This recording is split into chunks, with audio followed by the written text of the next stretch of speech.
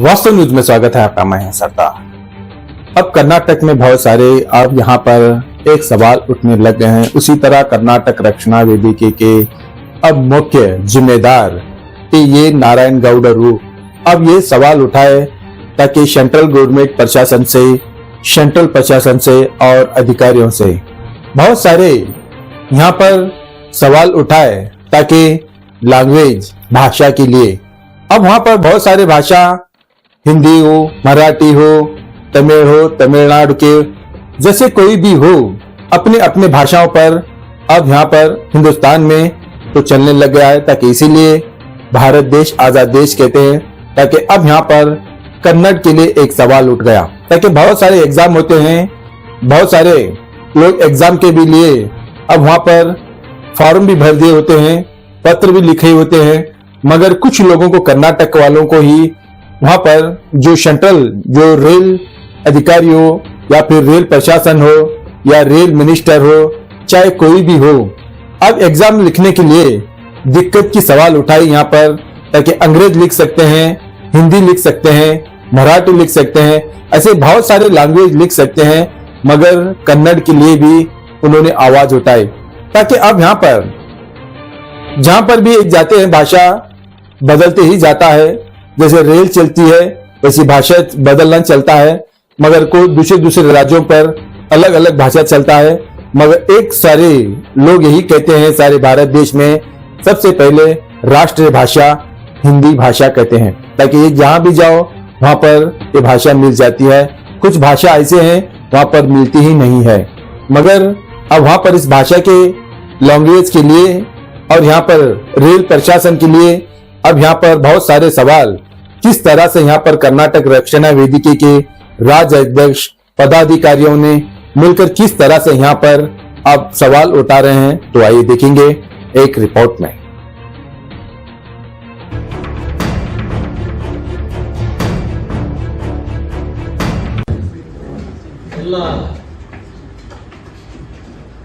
Railway ಅಧಿಕಾರಿಗಳಿಗೆ ವಿಶೇಷವಾಗಿ ನನ್ನ ನಮಸ್ಕಾರಗಳು.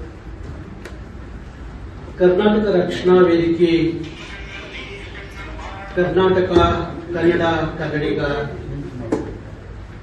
ಕನ್ನಡದ ನೆಲ ಜಲ ಕನ್ನಡದ ಮಕ್ಕಳ ಬದುಕು ಭವಿಷ್ಯ ಉದ್ಯೋಗದ ವಿಚಾರದಲ್ಲಿ ಸುಮಾರು 27 ವರ್ಷದಿಂದ ನಿರಂತರವಾಗಿ ಹೋರಾಟ ಮಾಡಿಕೊಂಡು ಬರ್ತಾ ಇದೆ. ರಾಜ್ಯ ಸರ್ಕಾರದ ಉದ್ಯಮ ಇರಬಹುದು, ಕೇಂದ್ರ ಸರ್ಕಾರದ ಉದ್ಯಮ ಇರಬಹುದು, ಎಲ್ಲ ಉದ್ಯಮಗಳಲ್ಲಿ ಕರ್ನಾಟಕದ ಮಕ್ಕಳಿಗೆ ಈ ನೆಲದ ಮಕ್ಕಳಿಗೆ ಉದ್ಯೋಗ ಕೊಡಬೇಕು ಅಂತ ಹೇಳಿ ನಾವು 27 ವರ್ಷಗಳಿಂದ ನಿರಂತರವಾಗಿ ಹೋರಾಟವನ್ನ ಮಾಡಿಕೊಂಡು ಬರ್ತಾ ಇದ್ದೀವಿ. ಭಾರತ ಅನ್ನೋದು ಭಾಷೆಯ ಆಧಾರದ ಮೇಲೆ ರಾಜ್ಯಗಳು ಆಗಿ ಭಾಷೆ ರಾಜ್ಯಗಳೇ ಭಾರತದ ಒಂದು ಒಕ್ಕೂಟ. ಒಂದು ಹಿಂದಿ ಭಾರತ ಅಲ್ಲ, ಭಾರತ ಹಿಂದಿ ಭಾರತ ಅಲ್ಲ. ಭಾರತ ಅಖಂಡವಾಗಿ ಉಳಿಬೇಕು ಅನ್ನೋದಾದ್ರೆ ಎಲ್ಲ ಭಾಷೆಗಳನ್ನ ಸರಿಸಮಾನವಾಗಿ ತಗೊಂಡು ಹೋದಾಗ ಮಾತ್ರ ಭವಿಷ್ಯದ ಭಾರತ ಉಳಿಯುತ್ತೆ, ಅಖಂಡವಾದ ಭಾರತ ಉಳಿಯುತ್ತೆ, ಒಕ್ಕೂಟದ ಭಾರತ ಉಳಿಯುತ್ತೆ. 1956 ಇಡೀ ದೇಶದಲ್ಲಿ ಭಾಷೆಯ ಆಧಾರದ ಮೇಲೆ ಒಂದೊಂದು ಸ್ಟೇಟ್ ಆಯಿತು. ಆ ಆಧಾರದ ಮೇಲೆ ಒಕ್ಕೂಟದ ಭಾರತ ನಿರ್ಮಾಣ ಆದಂಥದ್ದು.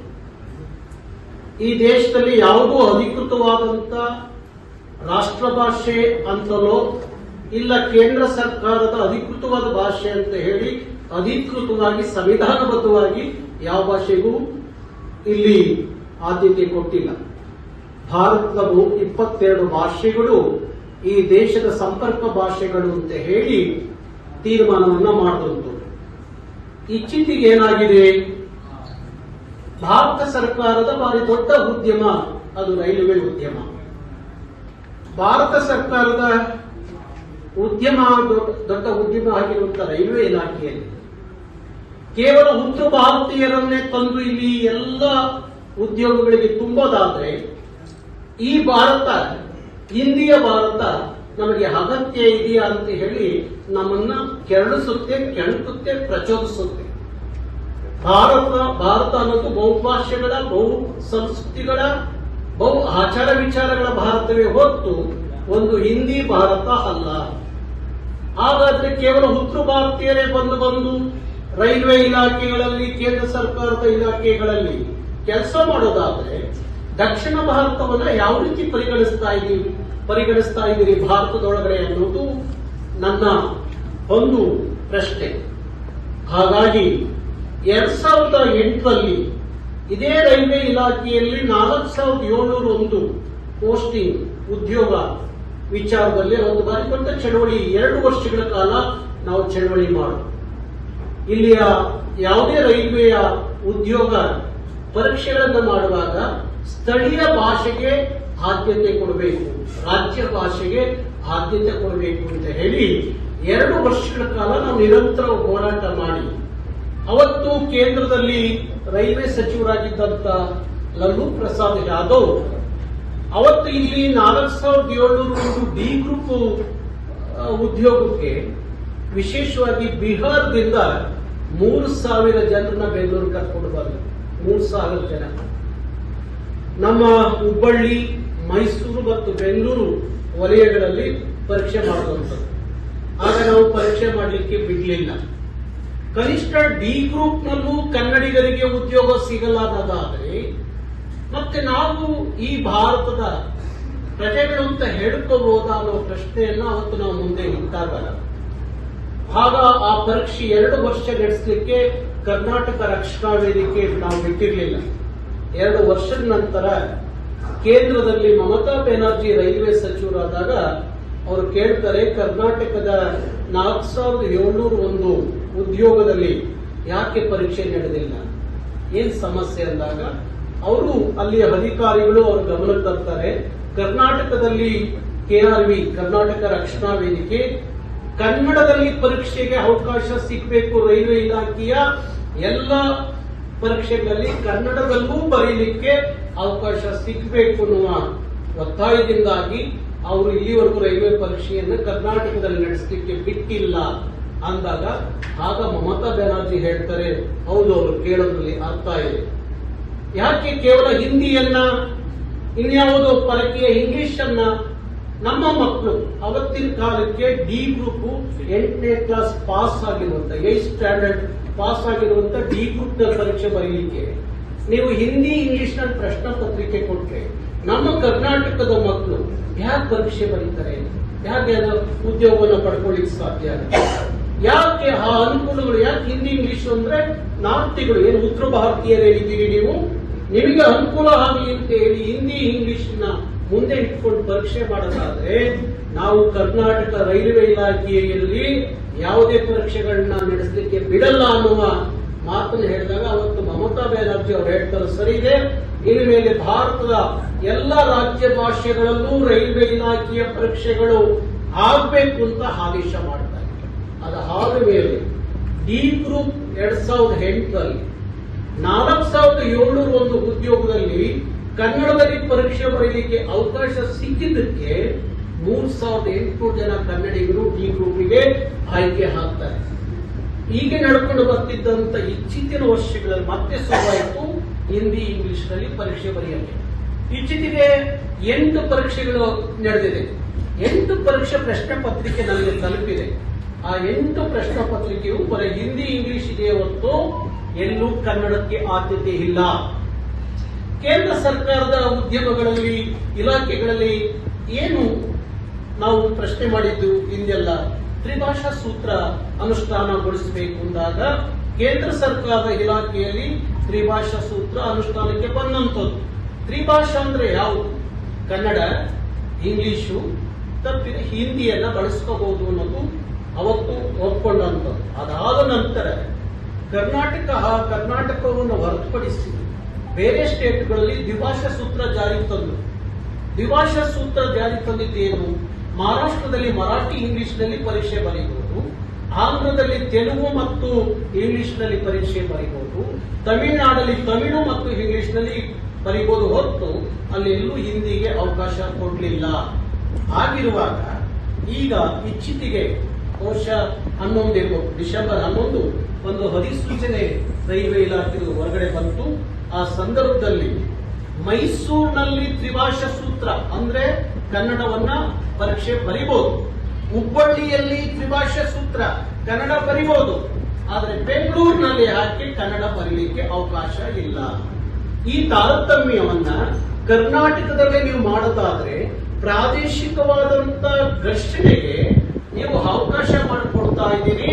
ಭಾರತ ಒಕ್ಕೂಟವನ್ನು ಒಡೆಯುವ ತಂತ್ರ ಕುತಂತ್ರವನ್ನ ಮಾಡ್ತಾ ಇದ್ದೀರಿ ಹಿಂದಿ ರಾಜ್ಯದಿಂದ ಬಂದಂತಹ ಅಧಿಕಾರಿಗಳು ಅನ್ನೋದು ನಮ್ಮನ್ನ ಕನ್ನಡಿಗರನ್ನ ಕಾಡುವಂತಹ ಪ್ರಶ್ನೆ. ಹಾಗಾಗಿ ನಿಮ್ಮ ಯಾವುದೇ ರೈಲ್ವೆ ಇಲಾಖೆಗಳ ಪರೀಕ್ಷೆ ಆಗಬೇಕು ಅನ್ನೋದಾದ್ರೆ ಕನ್ನಡದಲ್ಲೂ ಪ್ರಶ್ನಾ ಪತ್ರಿಕೆ ಇದ್ದಾಗ ಮಾತ್ರ ನಿಮ್ಮ ರೈಲ್ವೆ ಇಲಾಖೆಯನ್ನ ಪರೀಕ್ಷೆ ಬರೀಲಿಕ್ಕೆ ಅವಕಾಶ ಕೊಡ್ತೀವಿ.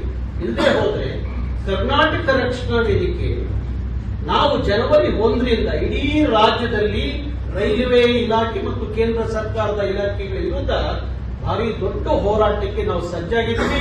ಇಲ್ಲಿ ಯಾವ ಹಿಂದಿ ವಾರಗಳು ಸಹ ಕೆಲಸ ಮಾಡಕ್ ಬಿಡಲ್ಲ ಅನ್ನೋದನ್ನ ನಾವು ನಿನ್ನೆ ತೀರ್ಮಾನ ಮಾಡಿದ್ವಿ. ಹಂಗ ಆಗೋದು ಬೇಡ ಅನ್ನೋದಾದ್ರೆ ಬಹುಶಃ ನಿಮಗೆಲ್ಲ ಒಂದು ಭ್ರಮೆ ಇರಬಹುದು, ಹಿಂದಿ ರಾಷ್ಟ್ರ ಭಾಷೆ ಅಂತ. ಹಿಂದಿ ರಾಷ್ಟ್ರ ಭಾಷೆ ಅಂತ ಎಲ್ಲೂ ಅಧಿಕೃತವಾಗಿ ದಾಖಲೆಯೂ ಇಲ್ಲ. ಸಂವಿಧಾನಬದ್ಧವಾದಂತಹ ಹಿಂದಿ ರಾಷ್ಟ್ರ ಭಾಷೆ ಅಂತ ಯಾರು ಘೋಷಣೆನೂ ಮಾಡಿಲ್ಲ. ಇತ್ತೀಚಿನ ಗುಜರಾತ್ ಹೈಕೋರ್ಟ್ ಒಂದು ತೀರ್ಪನ್ನ ಕೊಟ್ಟು, ಏನ್ ತೀರ್ಪು ಕೊಟ್ಟು, ಗುಜರಾತಿನ ಒಬ್ಬ ಉದ್ಯಮಿ ಗುಜರಾತ್ ಅಲ್ಲಿ ಪ್ರಾಡಕ್ಟ್ ಆಗುವ ಎಲ್ಲ ಪ್ರಾಡಕ್ಟ್ಗಳ ಪ್ಯಾಕೆಟ್ಗಳ ಮೇಲೆ ನೀವು ಹಿಂದಿ ರಾಷ್ಟ್ರ ಭಾಷೆ ಅಂತ ಮುದ್ರಿಸಬೇಕು ಅಂದಾಗ ಅಲ್ಲಿಯ ಹೈಕೋರ್ಟ್ ಚೀಮರಿ ಹಾಕ್ತು. ಆ ಸಾರ್ವಜನಿಕ ಅರ್ಜಿ ಹಾಕಿದಂತ ಒಬ್ಬ ಉದ್ಯಮಿಗೆ ಕೇಳಿತು, ಹಿಂದಿ ರಾಷ್ಟ್ರ ಭಾಷೆ ಅಂತ ಅಧಿಕೃತವಾಗಿ ಸಂವಿಧಾನಬದ್ಧವಾಗಿ ಎಲ್ಲಿ ಘೋಷಣೆ ಆಗಿದೆ, ಯಾವ್ದಾದ್ರು ದಾಖಲೆ ಇದ್ರೆ ಕೊಡಿ ಅಂತ. ಆಗ ಕೊಡ್ಲಿಕ್ಕೆ ಆದಾಗ ಆ ಉದ್ಯಮಿಗೆ ಹೈಕೋರ್ಟ್ ಫೈನ್ ಹಾಕಿ ಅರ್ಜಿ ವಾಪಸ್ ತಗೊಳ್ಳೋಕೆ ಹೇಳಿ. ಹೀಗಿರುವಾಗ ಎಷ್ಟೋ ಜನ ನಮ್ಮ ಉತ್ತರ ಭಾರತದಿಂದ ಬಂದಂತ ಅಧಿಕಾರಿಗಳು ಒಂದು ಭ್ರಮೆ ಇದೆ ಹಿಂದಿ ರಾಷ್ಟ್ರ ಭಾಷೆ ಅಂತ. ಹಿಂದಿ ಯಾವತ್ತಿಗೂ ರಾಷ್ಟ್ರ ಭಾಷೆ ಆಗಿಲ್ಲ. ಯಾಕಂದ್ರೆ ಹಿಂದಿಗೆ 600-700 ವರ್ಷದ ಇತಿಹಾಸ, ಕನ್ನಡಕ್ಕೆ 3000 ವರ್ಷದ ಇತಿಹಾಸ, 8 ಜ್ಞಾನಪೀಠವನ್ನ ಪಡೆದಂತ ಭಾಷೆ ಕನ್ನಡ.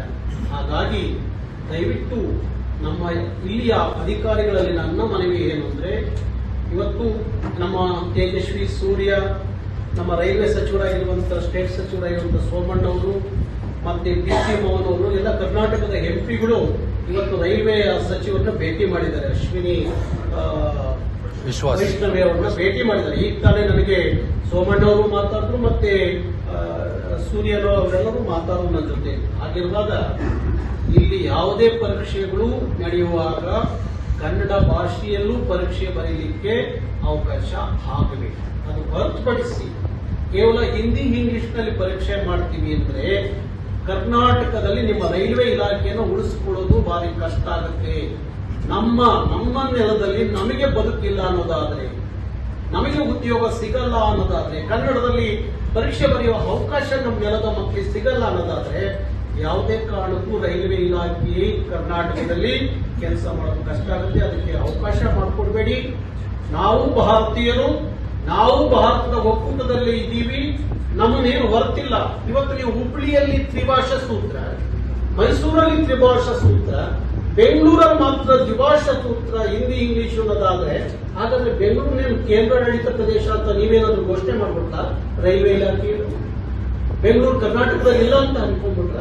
ಯಾವ ಉದ್ದೇಶ ಇಟ್ಕೊಂಡು ಅದನ್ನ ಮಾಡ್ತಾ ಇದ್ದ ತಾರತಮ್ಯ? ಹುಬ್ಳಿಗೊಂದು ನ್ಯಾಯ, ಮೈಸೂರಿಗೊಂದು ನ್ಯಾಯ, ಬೆಂಗಳೂರಿಗೊಂದು ನ್ಯಾಯ ಅಂತ ಅನ್ನೋದಾದ್ರೆ ಬ್ರಿಟಿಷ್ನವ್ರು ಮಾಡಿದಂಗೆ ಒಡೆದ ಹಾಡುವ ನೀತಿ ಯಾಕೆ ರೈಲ್ವೆ ಅಧಿಕಾರಿಗಳಿಗೆ ಬರ್ತಾ ಇದೆ?